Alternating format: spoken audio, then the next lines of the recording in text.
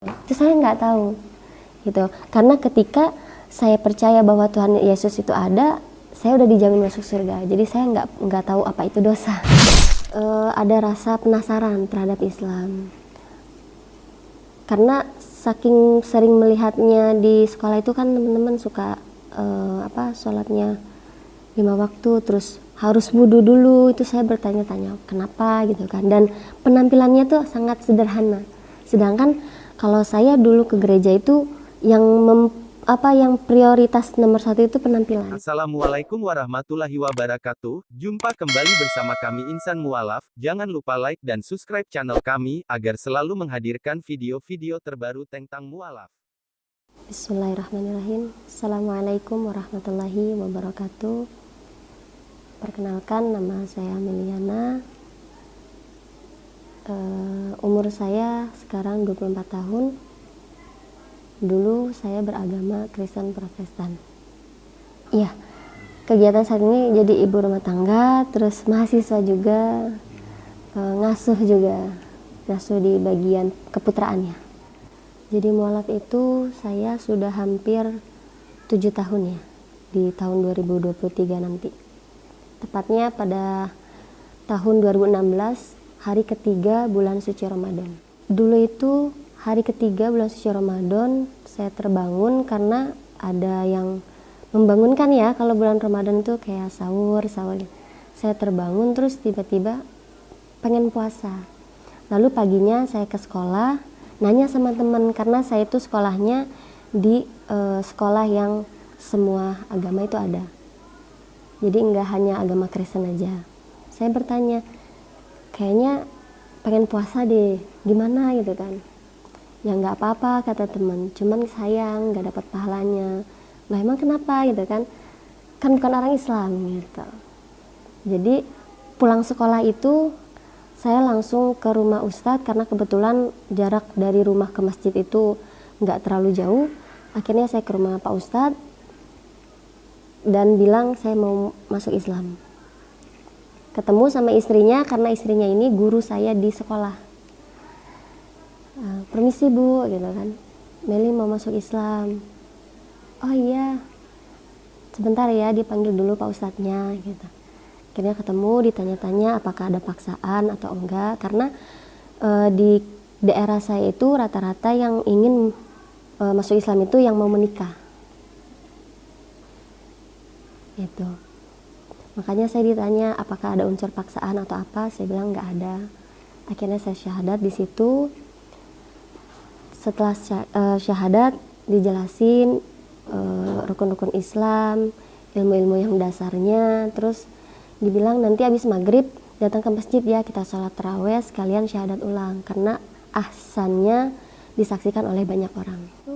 Kayak kan kalau saya itu orangnya penasaran ya, pengen tahu kenapa kok Islam itu sholatnya sampai 5 kali. Terus juga saya pernah bertanya kepada guru agama, kenapa daging babi itu diharamkan tetapi Allah menciptakan gitu.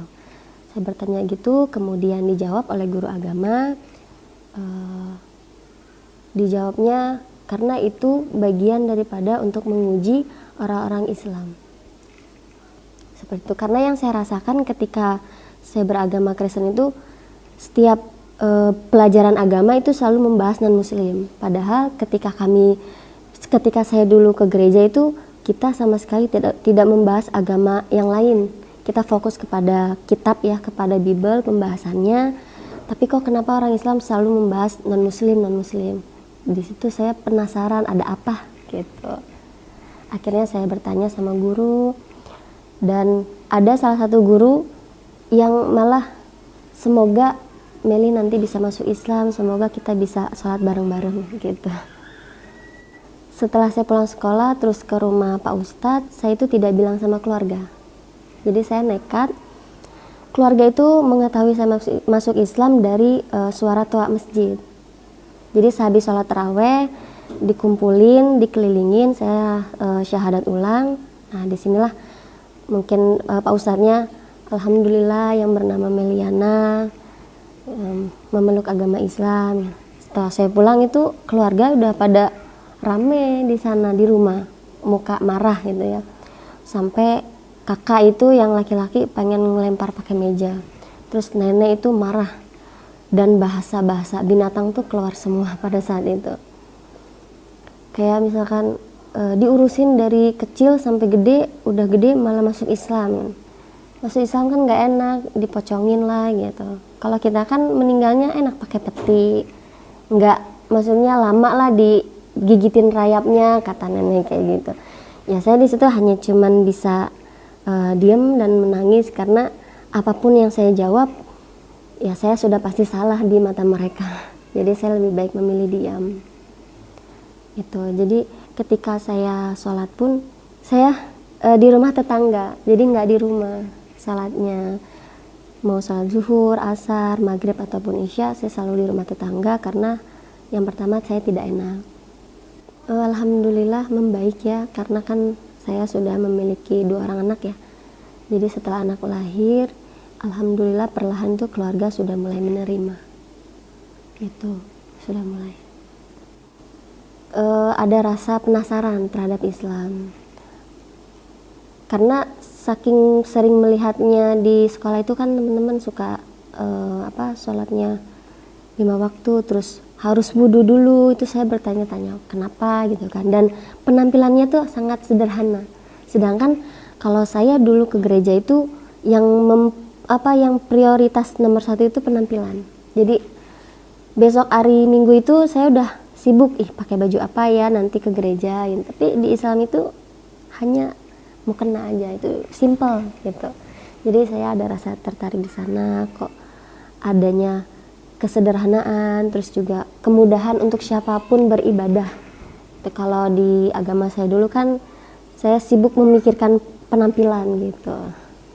Yang bikin penasaran saya itu yang tadi ya, yang pertama puasa, dan setelah saya ikut kajian Ustazah Halimah Al-Idrus, beliau itu selalu menceritakan tentang sejarahnya Nabi Muhammad. Jadi kalau menurut saya yang paling indah dalam Islam itu Nabi Muhammadnya. Jadi rasa ingin tahu saya tentang sejarah Nabi itu sangat dalam. Di kisah Nabi itu yang paling saya senengin yang pertama itu akhlaknya beliau, kesederhanaannya beliau juga. Dihujat, dilempari batu, itu beliau masih tetap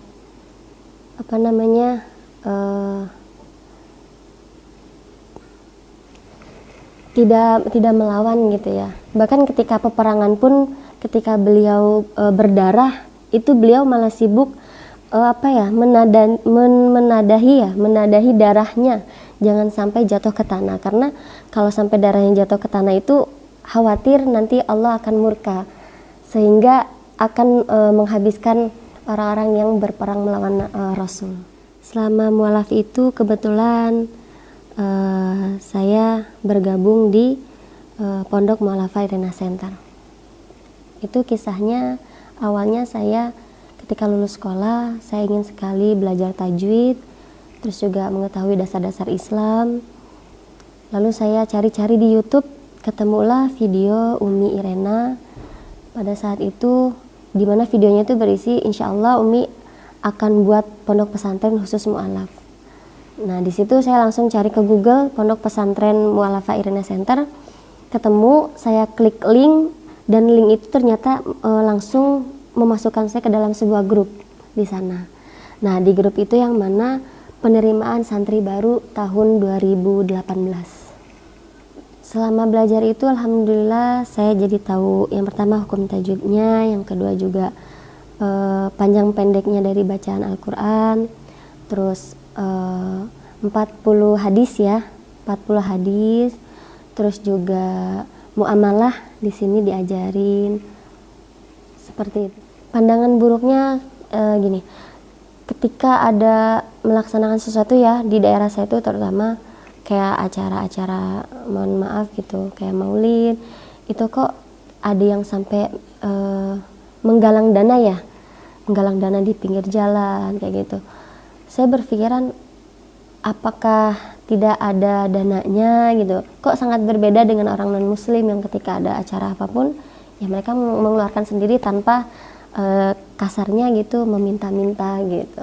Terus juga memang dulu itu saya berpikiran bahkan nggak mau masuk Islam karena menurut saya nggak enak gitu. Ketika meninggal dipocongin gitu kan, susah gerak. Saya dulu berpikiran seperti itu. Kalau sebelum saya mencari-cari ilmu gitu kan, belajar sampai nenek saya itu tidak memberikan saya, ini urusan dunia dulu ya gitu, tidak memberikan saya warisan.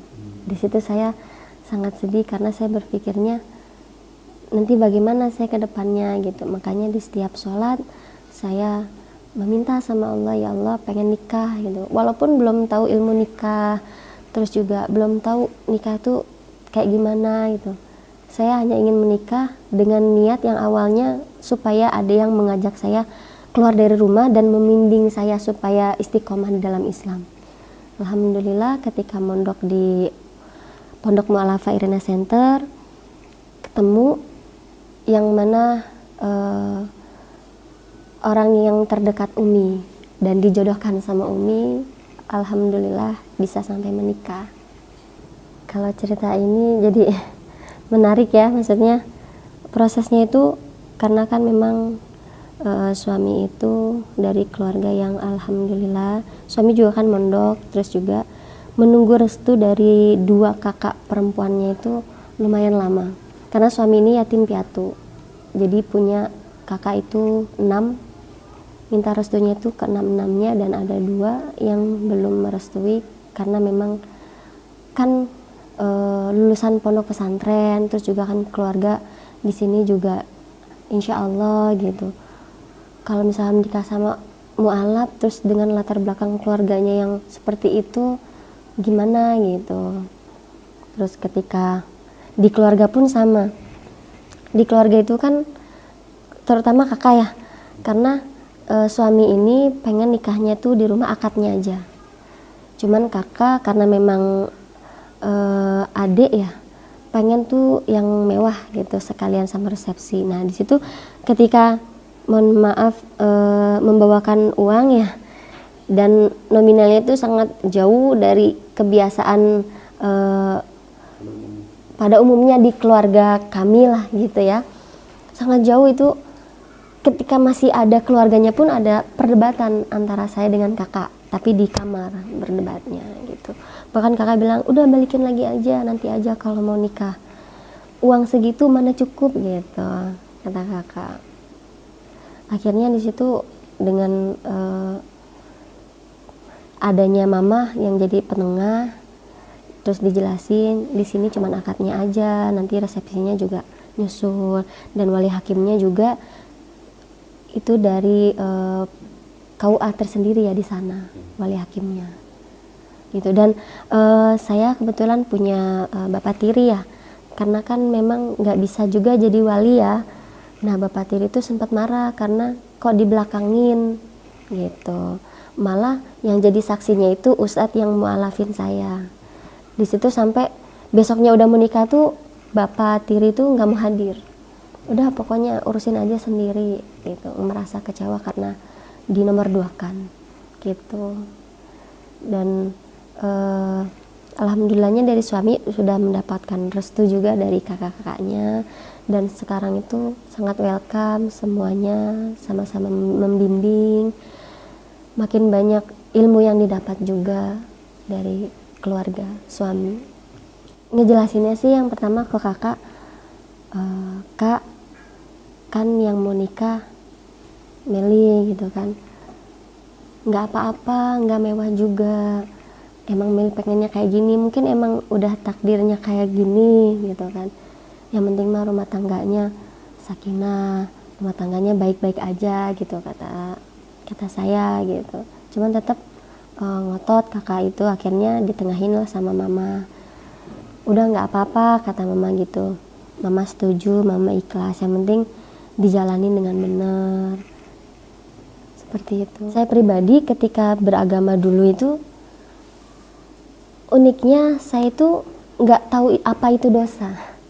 Jadi saya mau pakai celana pendek, mau melakukan apapun, itu saya nggak tahu akan ada, oh ternyata berbuat ini tuh dosa loh gitu. Itu saya nggak tahu gitu. Karena ketika saya percaya bahwa Tuhan Yesus itu ada, saya udah dijamin masuk surga. Jadi saya nggak tahu apa itu dosa gitu. Dan setelah masuk Islam, yang selalu membuat saya tenang ketika berbagai macam ujian itu yang paling utama sholawat sama Nabi Muhammad gitu. Jadi lagi capek, lagi kesel, saya sholawat gitu, supaya jadi penahan saya ketika ingin marah, gak jadi gitu. Karena sholawat itu yang utama, sholawat tibil kulub ya, sholawat penenang jiwa. Itu yang selalu saya amalin, karena memang saya mendapatkan sesuatu yang berbeda ketika saya bersolawat. Bahkan ketika saya menikah itu kan saya tidak tahu ya bahwa saya akan tinggal di sebuah pondok pesantren, dan saya pun ketika tinggal di sana sangat jauh berbeda kehidupannya dengan saya memondok di sini. Jadi di sana itu memang yang mana makan itu satu nampan berempat, berlima dengan satu menu aja gitu kan. Saya berpikir kok berbeda sama saya mondok yang dulu gitu kan. Punya harapan, yang pasti punya, saya cuman ingin selalu berdoa sama Allah, ya Allah berikan saya keturunan, terus jadikan anak saya anak yang soleha, jadikan penghafal Al-Quran, agar kelak bisa menjadi asbab keluarga saya memeluk agama Islam dengan melihat cucunya, dengan melihat akhlak cucunya. Seperti itu. Pesannya mungkin kalau saya pribadi mengambil contoh dari Umi Irena ya, karena beliau ini sangat luar biasa ilmunya, dan beliau pun mantan biarawati yang tentunya sangat mengetahui ilmu-ilmu yang di agama sebelum Islam gitu. Makanya saya berpikir kalau seorang biarawati aja bisa masuk Islam, kenapa saya gitu yang ilmunya sedikit, kenapa enggak juga gitu. Karena kan mungkin beliau itu prosesnya yang bahkan lebih panjang daripada saya, karena beliau itu sudah mengetahui ilmunya, tentu sudah mencari tahu terlebih dahulu, bisa masuk Islam gitu. Kenapa saya yang ilmunya sedikit tidak gitu. Dan tentunya ketika kita sudah ada niat pengen masuk Islam, perbanyak berdoa dan juga cari tahu. Jadi jangan sampai kita hanya menerima agama dari keturunan orang tua kita, tapi kita harus cari tahu juga kebenarannya gitu. Karena saya pun sangat bingung ketika di agama yang dulu Tuhan itu satu, tetapi ada Bapa, ada Roh Kudus, ada anak Allah. Bahkan sebelum masuk Islam itu saya lagi aktif-aktifnya dan menyuruh adik saya yang laki-laki itu untuk masuk untuk dibaptis dulu itu. Saya pun kaget dan mama juga kaget, kok bukannya nyuruh adik dibaptis, sendirinya malah masuk Islam gitu. Dan adik itu sampai mohon maaf sampai kesurupan, almarhum dari bapak gitu kan. Di situ kesurupannya, kenapa masuk Islam gitu, kenapa nggak dengerin omongan bapak dulu gitu kan. Terus mama juga sampai dimarahin gitu, kenapa nggak bisa jaga anak-anak, kan dulu terakhir pesan itu jagain anak-anak, pokoknya harus di Kristen, nggak boleh di agama yang lain gitu. Bahkan kan nenek itu Buddha ya, jadi mama itu masuk Kristen ketika menikah sama almarhum bapak. Dan saya itu karena masih kecil suka ikut ke wihara dulu sama nenek. Itu bapak marah banget, akhirnya disamperin, dimarahin, karena kebetulan bapak juga aktif di gereja sebagai pemain gitar ya di gereja itu. Dan saya pun di gereja sama ikut sebagai nyanyi yang di belakangnya, iya singernya gitu, sebagai kakak-kakak sekolah minggunya gitu. Sebenarnya kalau buat keluarga itu saya kalau bagian ini saya kan sedih ya. Karena kan kabarnya ketika meninggal nanti ya kalau kita berbeda agama itu, jangankan udah meninggal, masih hidup pun kita doa untuk orang tua itu kabarnya nggak sampai karena mungkin berbeda gitu ya. Dan saya pun bingung gitu ketika nanti ataupun saya meninggal atau orang tua, sebagai tanda bakti saya terhadap orang tua itu apa selain doa, selain mungkin sedekah yang diniatkan untuk orang tua gitu. Saya bingung gitu. Makanya mungkin kalau misalkan mama melihat ya Meli nggak bisa memaksakan, Meli hanya bisa menunjukkan akhlak Meli setelah masuk agama Islam. Mungkin mama sudah melihat banyak perubahannya. Balik lagi, hidayah itu hanya Allah yang menentukan. Meli cuma bisa berdoa semoga suatu saat Allah bisa menjadikan mama orang pilihan Allah untuk memasuki agama Islam yang selanjutnya. Sekian mungkin, wassalamualaikum warahmatullahi wabarakatuh.